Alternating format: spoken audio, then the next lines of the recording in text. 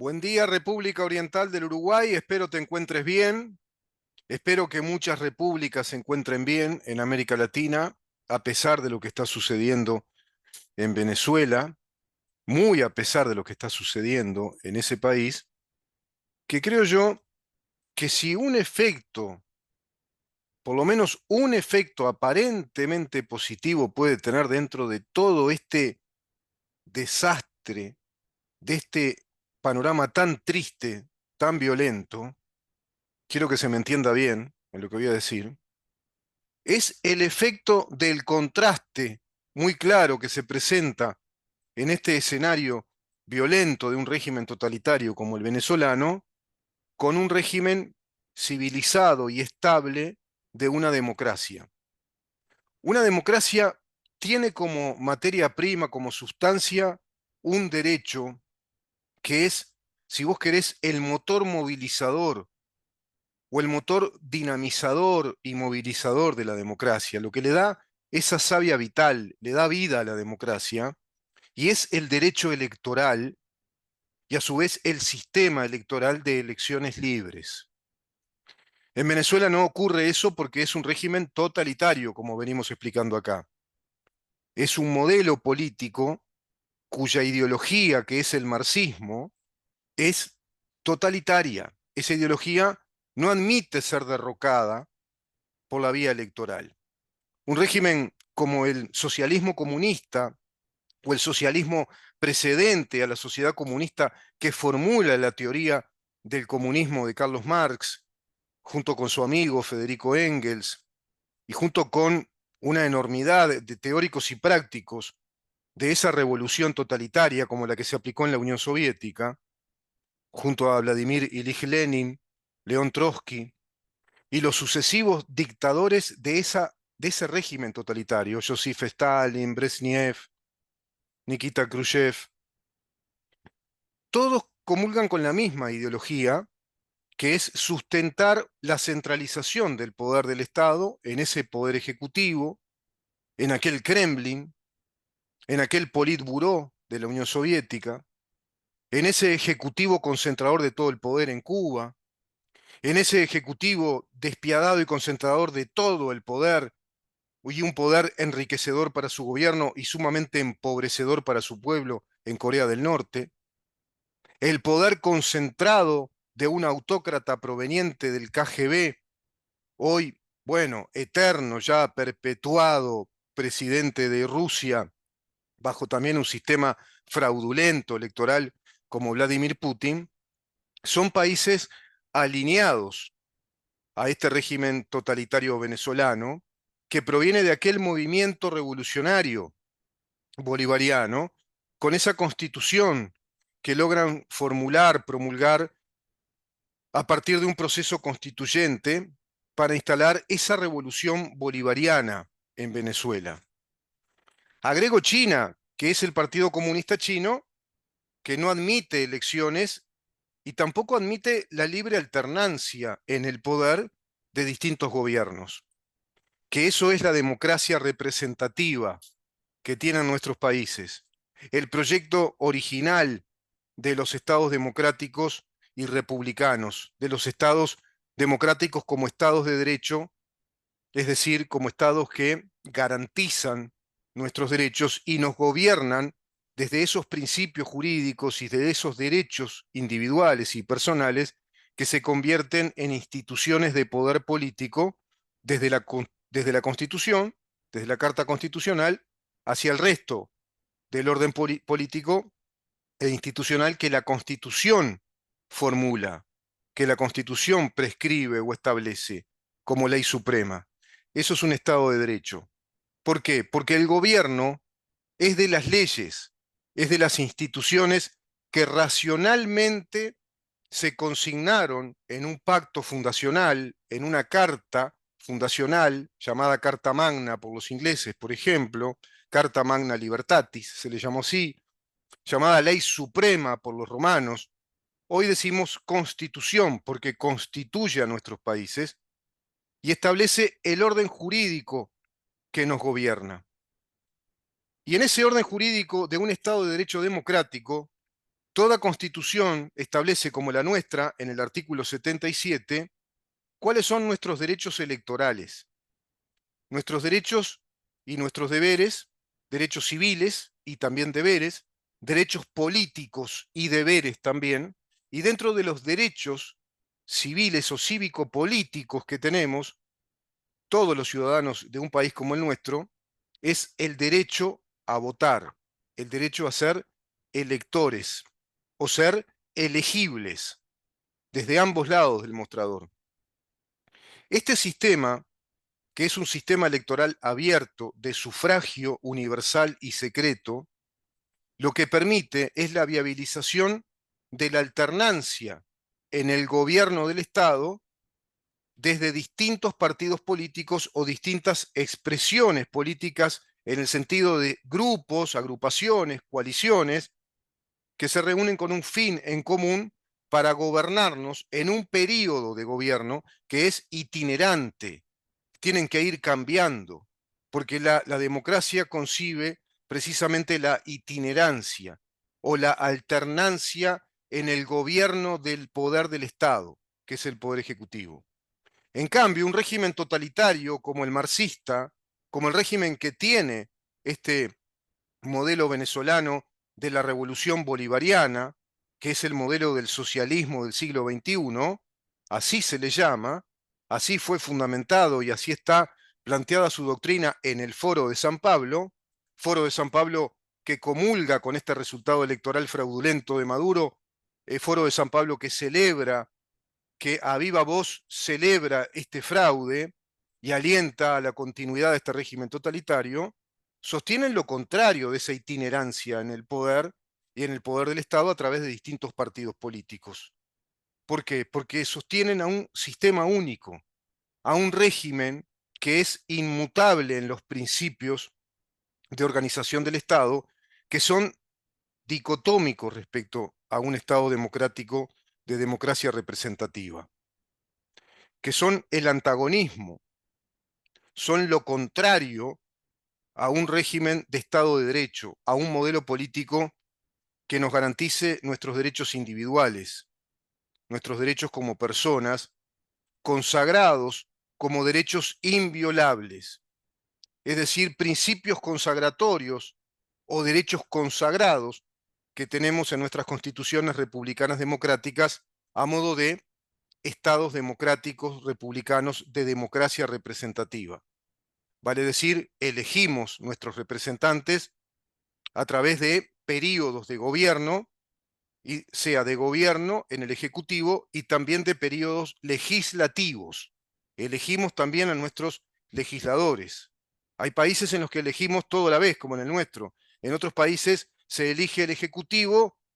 y en un término intermedio de ese periodo de gobierno hay una especie de elecciones intermedias donde se recompone el poder legislativo, por lo menos en ciertos porcentajes. Puede ser por tercios, por cuartos, se recompone ese poder legislativo, es decir, se va deslizando, digamos, una camada generacional de legisladores que van siendo elegidos por el soberano, que es el cuerpo electoral. Eso es la democracia. Una vez que digo todo esto, ¿qué conclusión tenemos que sacar? Como la más obvia. Sí, claro. Y sí, por supuesto, Maxi. Que el derecho al voto y las garantías de ese derecho son la savia vital de la democracia. Es algo que debemos sacramentar. En democracia es sagrado el derecho al voto y es sagrado el sistema electoral que brinde todas las garantías de que los resultados que se le brindan a la opinión pública, a la población de nuestros países y hacia el exterior, son efectivamente los resultados reales de acuerdo a un escrutinio eminentemente técnico, transparente, que requiere un conjunto de requisitos para que ese acto electoral y esa justicia electoral que sancionó el resultado cumplan con los estándares democráticos de un acto electoral. Respecto a esto último que acabo de decir, respecto a los estándares de un sistema electoral con todas las garantías, respecto al derecho electoral protegido, bueno, estas elecciones venezolanas son reprobadas por la Unión Europea, por la inmensa mayoría de los países de Sudamérica, excepto Venezuela y Bolivia, y ahora también Brasil, que se sumó al reconocimiento, aunque llama Joe Biden a Ignacio Lula da Silva, y ahora Ignacio Lula da Silva se rectifica y plantea la necesidad de un nuevo conteo de votos y una nueva fiscalización. Y así también se pronuncian la inmensa mayoría de los países libres y muy especialmente el Carter Center, que es una institución de prestigio internacional desde la década del 80, fundada por Jimmy Carter y que tiene, digamos, una especie de protocolo de revisión, de veeduría, de auditoría de los sistemas electorales que se han llevado a cabo durante décadas, planteando los paradigmas de esos estándares que den garantías a los resultados electorales de nuestras democracias, siendo además un centro, una institución, digamos, por supuesto, construida por expertos en derecho electoral, en sistemas electorales, en derecho constitucional, derechos políticos, siendo una institución de consultoría en materia de derechos políticos y civiles a nivel internacional que está integrada como asesorería también letrada y electoral de la ONU, de la Organización de las Naciones Unidas. Fue el único centro que pudo ingresar a este acto electoral en Venezuela y fue a raíz del acompañamiento que realizó el Carter Center a la oposición de Maduro. Y llevaron a cabo todo el escrutinio y llevaron a cabo en rigor el control de cada una de las actas oficiales que fueron constituyendo esa sumatoria de votos en cada uno de los circuitos y a su vez en cada una de esas mesas en ese acto electoral, en esos comicios del domingo 29 de julio de este año 2024, el domingo próximo pasado. Fue este centro el único que se permitió ingresar, dado que habían fuertes relaciones y vínculos ya muy estrechos desarrollados con este centro Carter desde otros periodos electorales y a su vez la oposición con un fortísimo vínculo también y un reclamo muy importante para que estuviera presente. A raíz de que este centro estuvo presente, esta institución, se están dando ciertas garantías para que este comicio, estos comicios, este acto electoral tenga la eventualidad de ser efectivamente revisado, auditado, es decir, que se haga una vez más el conteo de votos, un recuento de votos. Como en nuestro país lo hicimos por vía interna, demostrando en ese sentido que somos un país soberano y democrático, y que en ese sentido cumplimos una vez más los orientales con el derecho sagrado de la transparencia y la certidumbre del resultado electoral, que fue cuando el ingeniero Daniel Martínez no reconocía la derrota y solicitó a la Corte Electoral que se hiciera un recuento de votos, que se hiciera una especie de auditoría y se revisara el resultado una vez más, y así estuvimos los uruguayos postergando el resultado definitivo de esas elecciones una semana más. Y a la semana recién, bueno, nos enteramos oficialmente que este era el gobierno que ganaba precisamente el poder ejecutivo y legislativo del país. El actual gobierno de la República Oriental del Uruguay, presidido por el doctor Luis Lacalle Pou. Conviene decirlo, porque esperemos que no perdamos precisamente ese tesoro y esa savia vital que tiene la democracia. Vamos a intentar ver algo respecto a lo que significa este centro, esta institución asesora de consultoría internacional, porque es muy importante entender que en todo acto electoral el país necesita contar con la presencia de observadores internacionales imparciales, de delegados de distintos partidos políticos, de delegados también de distintas organizaciones internacionales, especialmente de la ONU, la OEA, todo eso que en el acto electoral del domingo en Venezuela no se permitió. El gobierno venezolano no permitió que ingresaran delegaciones partidarias, delegaciones de observadores imparciales de distintas instituciones, de asociaciones civiles, de instituciones y consultorías. No permitió que ingresaran organismos internacionales, pero sí hubo de alguna manera esa fortuna de que este centro estuviera, el centro Carter, estuviera presente fiscalizando toda esa, digamos, tarea electoral del pueblo venezolano,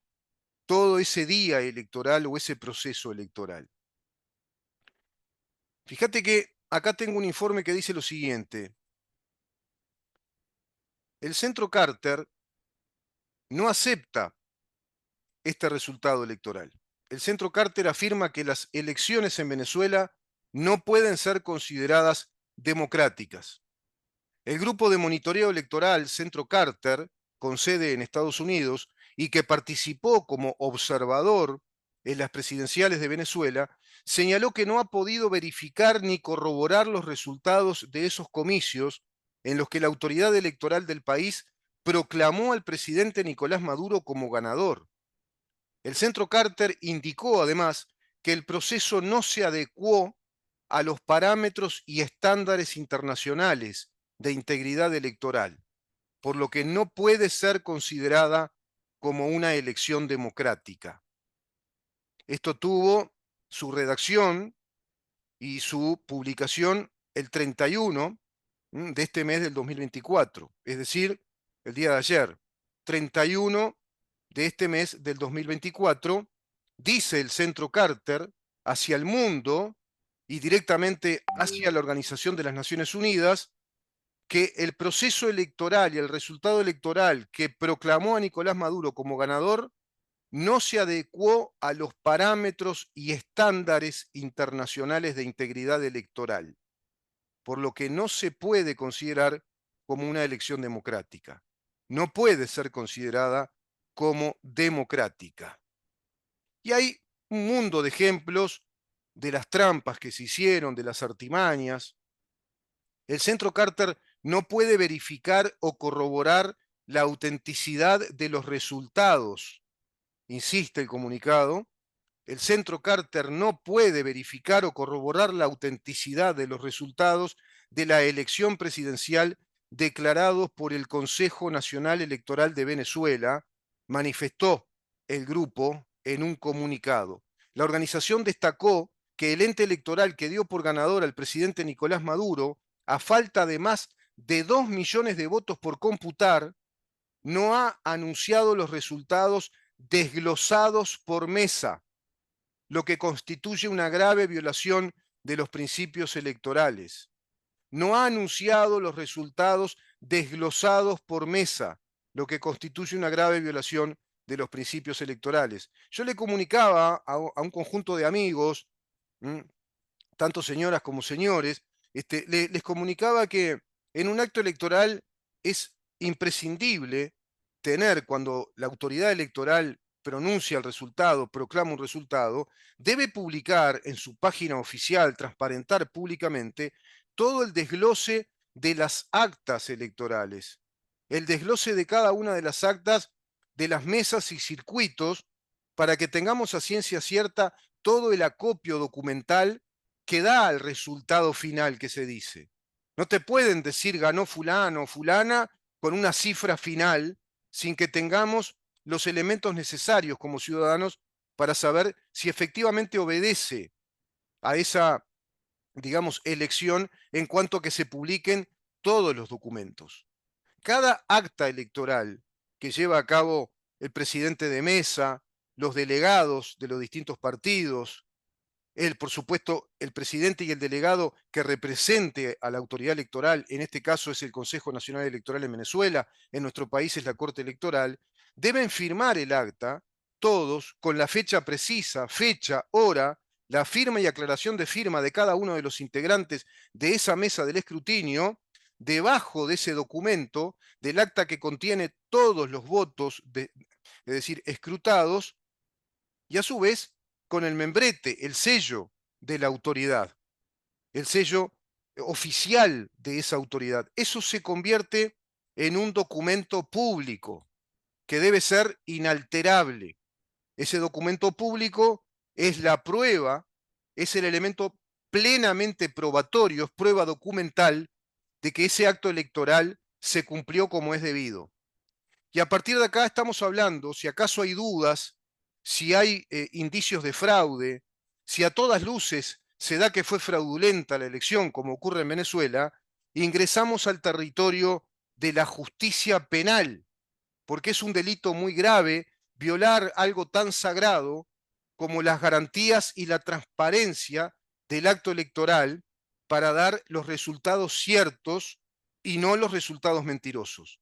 Eso es lo que está ocurriendo en Venezuela, para que tomemos en cuenta que es algo realmente muy grave lo que está pasando en este país. Es evidente que en Venezuela no hay voluntad,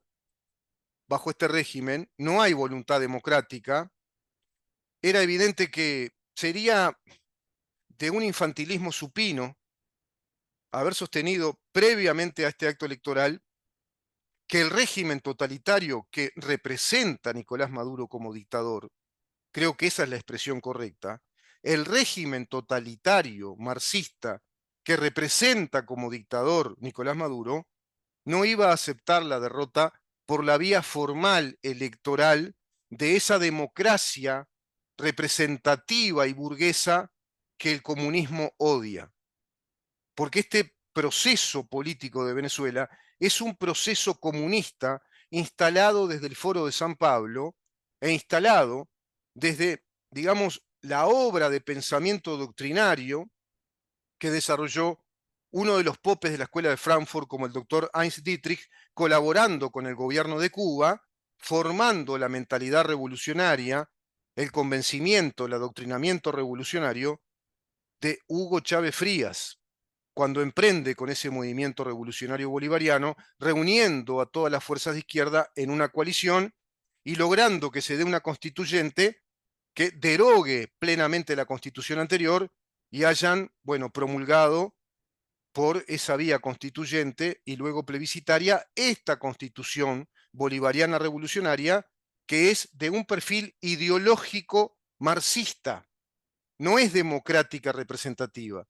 Venezuela hoy, desde su Carta Constitucional, no tiene un Estado de derecho democrático representativo. Y así lo sostuvieron incluso ante la OEA el propio Hugo Chávez, cuando formuló una corrección en una de las cláusulas en el 31º Congreso de la OEA, planteando de que se introdujera además una cláusula que determinara que también habían democracias participativas,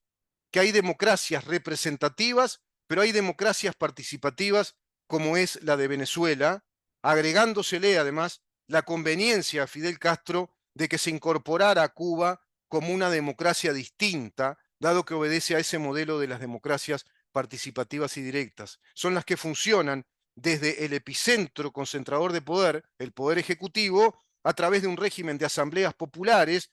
o de congresos y asambleas populares que se ciñen a los parámetros del Ejecutivo, que es el que unilateralmente dicta los temas a debatir, las políticas públicas, políticas económicas, financieras, industriales, productivas, sociales, culturales, y básicamente después devienen en una andanada de políticas de asistencialismo y de, digamos, organizaciones cooperativas para la producción de los recursos estatales, porque la propiedad privada deja de existir, como pasa en Venezuela, y todo opera desde el Estado, porque se desarrolla un modelo económico distinto, que es el de la colectivización de los medios de producción. Hay una colectivización de la propiedad, ya no es privada, sino que pasa a ser una propiedad social y del Estado. Y ese Estado está representado en los hechos vivamente por ese poder ejecutivo que concentra todos los poderes. Por lo tanto, el poder ejecutivo es el poder que domina al poder judicial, se le quita independencia al poder judicial, se le quita también independencia técnica a este Consejo Nacional Electoral, que es la autoridad electoral, y se le quita independencia al Poder Legislativo, que pasa a conformarse en una suerte de Bueno, grupos de asambleas y colectivos que el gobierno unilateralmente reconoce como interlocutores válidos para llevar todas esas propuestas desde el gobierno a esos congresos o asambleas y resolverlas luego en ese Congreso Popular Deliberante o ese Congreso Bolivariano Popular, como le introdujeron en esta constitución el llamado Parlamento venezolano. Son otros paradigmas. Vivís en otro mundo desde el punto de vista institucional y político si vivís en Venezuela o vivís en Cuba. Pero quedó ese resquicio, quedó ese elemento de apariencia democrática en este contexto de un régimen totalitario que es